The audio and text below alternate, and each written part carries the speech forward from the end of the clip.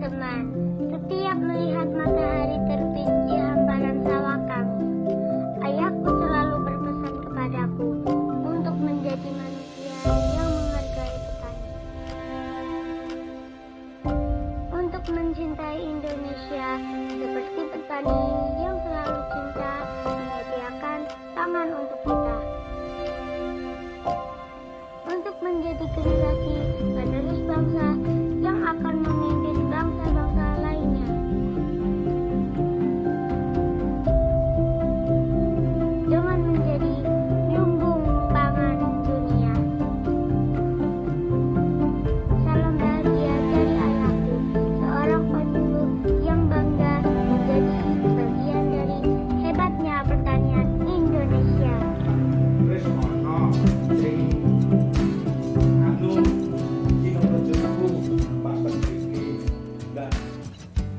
Ini Pak Tunggal itu kalau disampaikan Pak Gubernur biar besok pupuknya lancar gimana?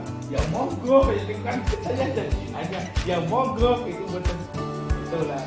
Terus akhirnya ada orang SMS ke saya, Pak SMS itu sih Pak, kalau mau dulu sih SMS seperti ini, Pak sebenarnya keluhan pupuk itu bagaimana? Saya jawabnya, kalau untuk saat ini stok itu ada, tapi kalau untuk September Desember itu memang sulit ya, karena itu sulitnya nggak bisa tembus atau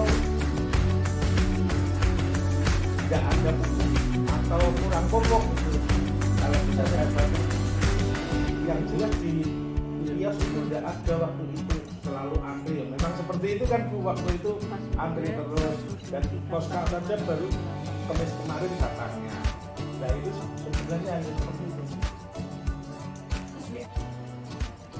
Saya Istiantoro dari Dinas Pertanian dan Pangan Kabupaten Kebumen selaku admin ERDKK dan Kartu Tani Kabupaten Kebumen.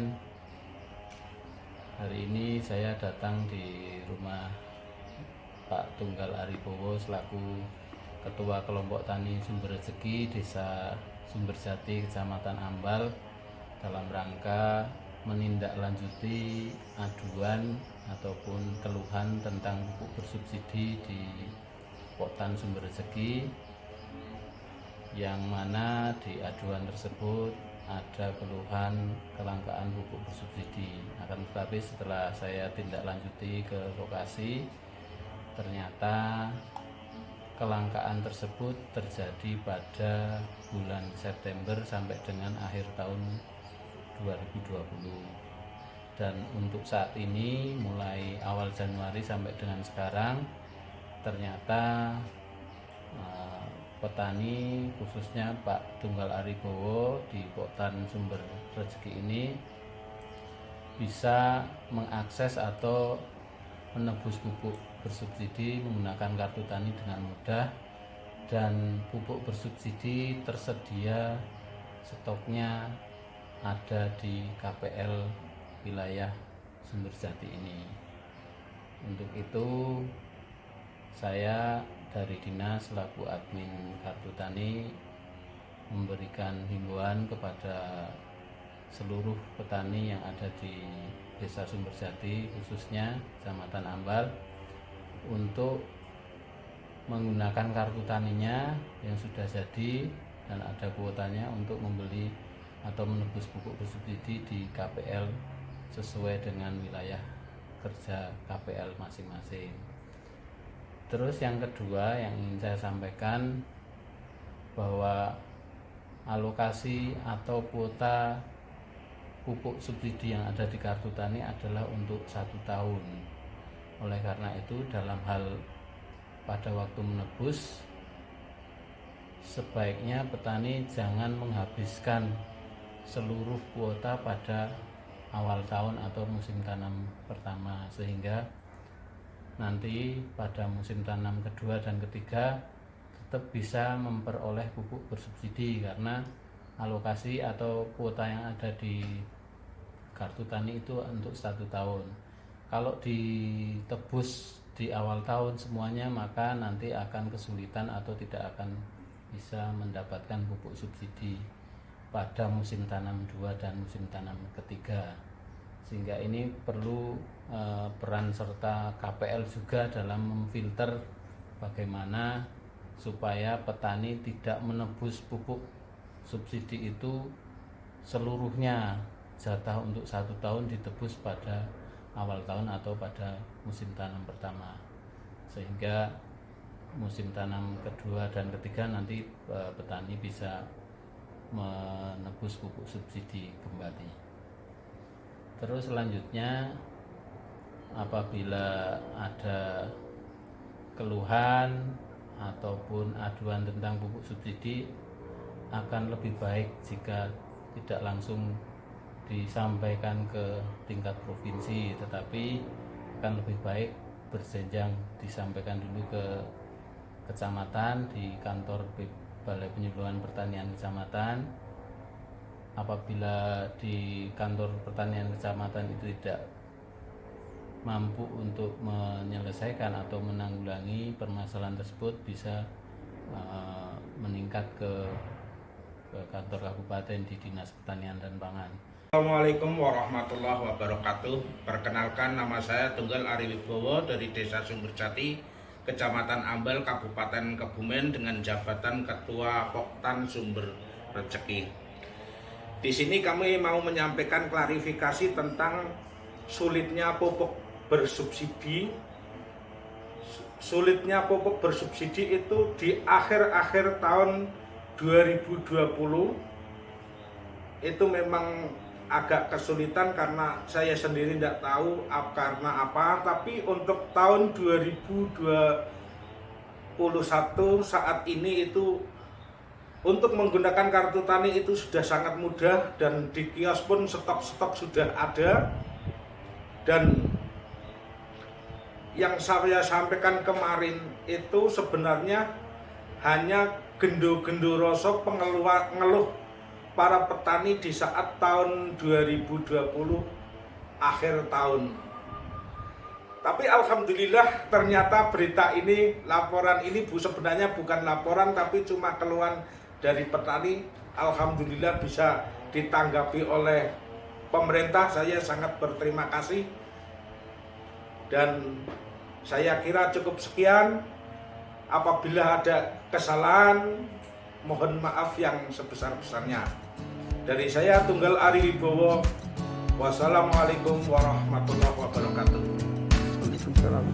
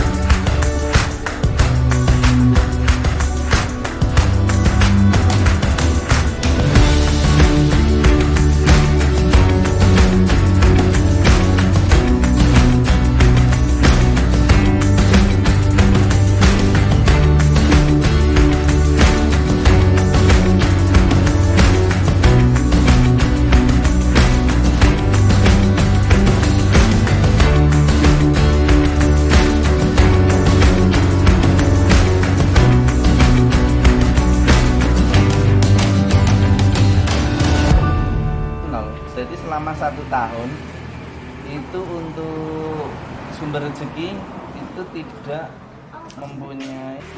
Ini untuk yang tanaman pangan. Kalau untuk healthy insya Allah ada. Gitu. Jamur ya. Kalau di kartu tani kan kayak gini Mas, sudah Muncul ya. tergabung ya. Oh Nah, ini iya. kan udah 3 musim ya, musim 1, musim 2, musim 3.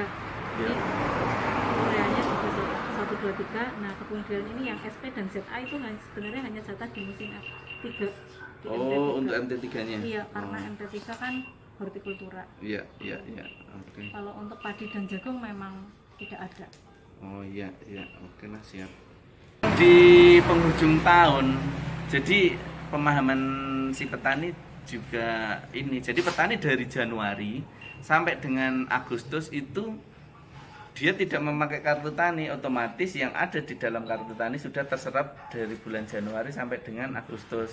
Nah, sementara sebagian petani berpedoman ini kartu tani saya masih banyak. Nah, sementara dari Januari sampai dengan Agustus kan tidak semuanya full memakai kartu tani kayak gitu. Jadi petani beranggapan jatah saya masih banyak, terus kok pupuk nggak ada, padahal memang alokasi sudah mulai menipis. Jadi kan pinter-pinternya kios membagi untuk pupuk bersubsidinya gitu. Jadi petani tetap berpikirnya ini kelangkaan barang, padahal memang alokasi sudah habis. Tapi saya yakin untuk tahun 2021 karena diterapkan di awal, jadi petani setidaknya udah ada kontrol lah. Jadi yang namanya kartu tani kan penggunaannya selama 1 tahun, kan nggak mungkin langsung dihabiskan. Jadi paling nggak diambil 3 kali.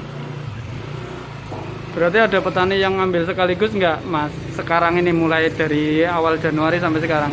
Petani sudah pintar sih, kayaknya sih dia mengambil sesuai dengan kebutuhannya, karena dia sudah mulai paham dari Januari sampai dengan Desember besok kan dia 3 kali tanam nih kalau untuk daerah sini. Jadi dia diproteksi itu ngambilnya 3 kali. Nggak ada yang maksa mengajar kudu tak tuku kabeh gitu nggak? Ada sebagian, cuman kan kita kasih pengertian Bisa mengerti. dia bisa mengerti. Lagian dia juga udah sekolah di tahun 2020, mana mungkin tahun 2001 mau mengulangi kesalahan, kan nggak mungkin. Oke. Terus kan ada ini apa? Kuota dengan usulan kan beda Mas Makno ya. Jadi usulan di ERDKK itu misal satu orang punya mbah tunggal itu dapat urea 200 kilo di usulan. Tapi kan di realisasi alokasinya subsidi mungkin cuma 75%, kan berarti enggak 200 kilo, dapatnya cuma berapa kilo. Itu jenengan nyikapin itu ke petani yang kayak gitu itu gimana? Apakah dijualin semua apa sesuai alokasinya Mas? Itulah yang jadi PR kios sampai sekarang ini belum terselesaikan. Jadi saya berani katakan itu 70% petani itu berpikirnya yang ada di dalam kartu tani itu jatah saya semua. Padahal petani itu tidak tahu bahwa RDKK dengan alokasi itu beda. Beda berapa persen itu udah beda. Jadi kita memberikan petani, kalau mengedukasi petani alokasi itu kayaknya sebagian belum nyampe kayak gitu. Jadi kita bilangnya ini dari pihak pertanian sendiri, dari pihak pemerintah belum bisa merealisasikan penuh di alokasi tersebut kayak gitu. Jadi petani harus mengambil, jangan dihabiskan untuk sisa di akhir Desember kayak gitu. Berarti selama ini nggak ada kendala untuk menjelaskan ke petani ya dari KPL? Yang jelas kita dengan petani itu menjelaskan sesuai dengan kapasitas petani kayak gitu loh. Jadi kalau kita menjelaskan berdasarkan data real, maksudnya dijelaskan itu paling yang paham beberapa petani kayak gitu. Jadi misalkan taruhlah petani dikasih pengertian ini jatahmu di RDKK seperti ini, tapi nanti realisasinya jangan diambil semuanya karena untuk stok di akhir tahun gitu. Karena alokasi dimungkinkan tidak bisa terrealisasi penuh. Oke, terima kasih Mas Makno.